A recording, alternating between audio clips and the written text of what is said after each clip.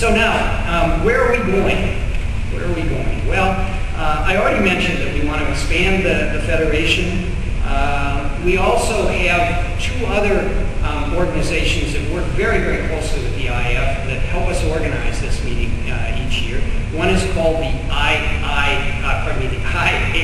the International Academy of Astronautics, which is an honorary society of people who have achieved a great deal in space. In a sense, they're at the other end of the spectrum, from those of you who are just starting your careers in space. And the other is called the IISL, the International Institute of Space Law.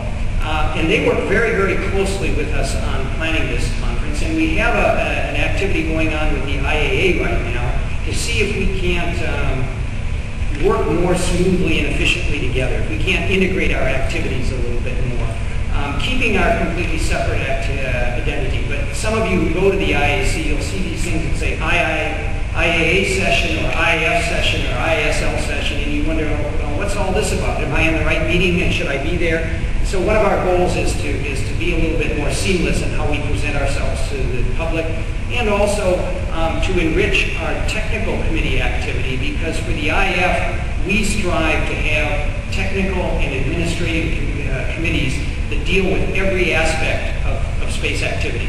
And those of you who are interested in those committees are eligible through your organization to join them, even as young professionals. So think about that over time. We can't take on 20 young professionals in a committee that has 30 people, but we can take on one or two.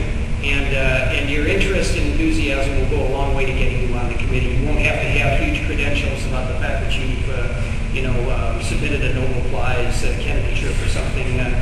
Interest and enthusiasm, maybe the ability and willingness to work a little bit as a rapporteur or to take on some assignments is eligibility enough to participate in our technical committees. And we'd love to have that, because you'll, first of all, you'll bring down the average age of our committee members significantly, with just one or two of you on there, and we like that demographic. So think about committee membership, because we want to expand the scope of our committees. And as I said earlier, we want more members. I'm really going to encourage every society, every company, every space agency to participate as an IAF member. Our membership dues are relatively small. We're not looking to generate a lot of revenue from the dues. We're looking to include everybody, because by including everybody, we really can become a forum and an active agent for promoting space around the world.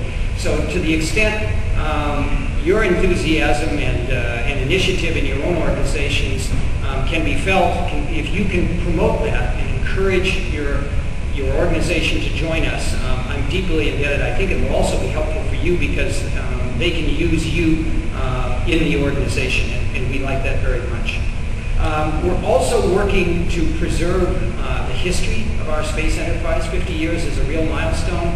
I said to you all last year that one of the things that really worries me is that many of the pioneers, Jim Burke's sitting here, he's one of them, many of the pioneers from around the world, fortunately he's a young man compared to it, he's kept himself well, but many of the pioneers were losing, frankly.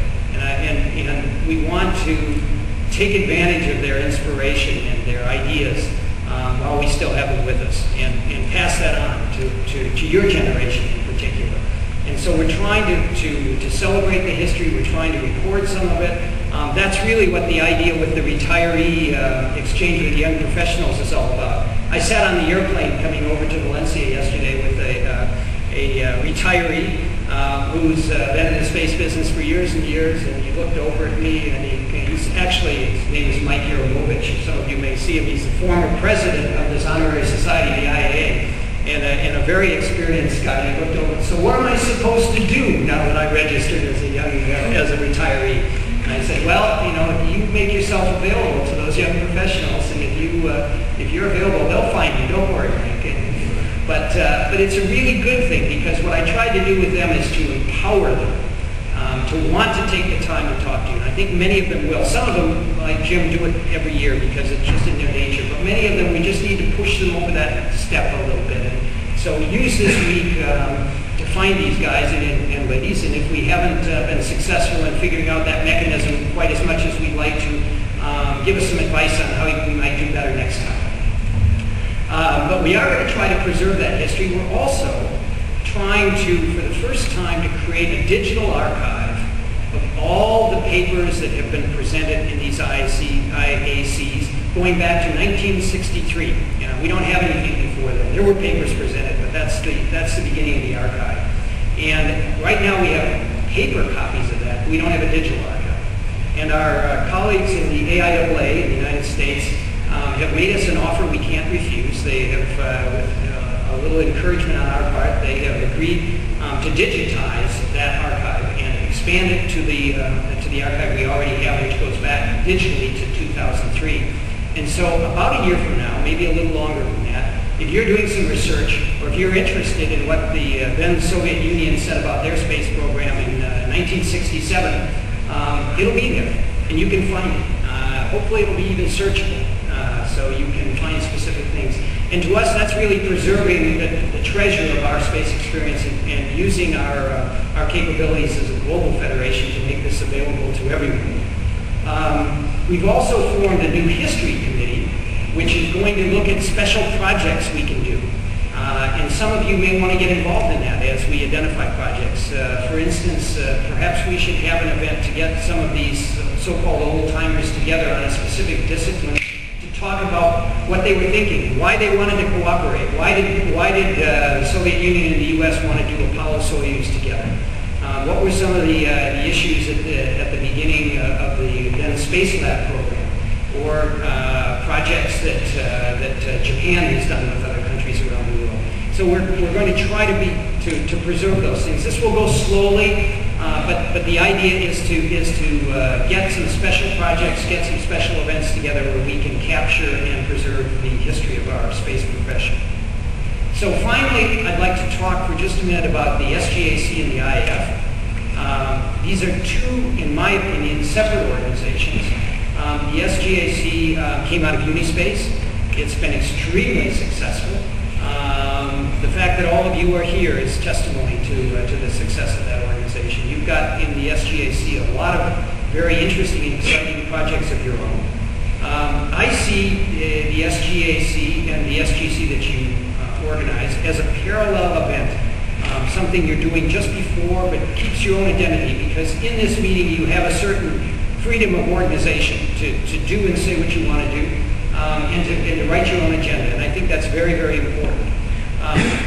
The delightful thing is that all of you then, if you so choose, can participate in this Young Professionals program, which gives you another opportunity to focus on interchanges with people of your own generation and with the earlier generations to get that experience. But in my opinion, it's best to keep them separate.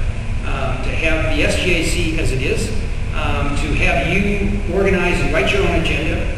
If you decide you want to advocate something, go for it. If it's important for you, if you see something that you think us, as I like to say, us old farts who don't really know what is possible, if you think we're missing something, you should in that forum use that forum as this forum that you have today as a forum for that.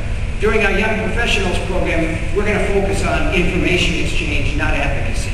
But nevertheless, I think the two coexist very, very well together, and I think it's extremely important.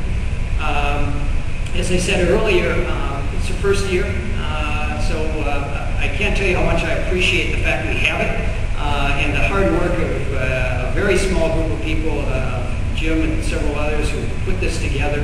I think it'll be great, and we'll learn from the first year and make it even better the year after this. With that, thank you very much. It's a pleasure to be here, and I'm very happy. I encourage you, ask me questions. Forgive me if I don't have all the answers, but I'll do my best. Thank you.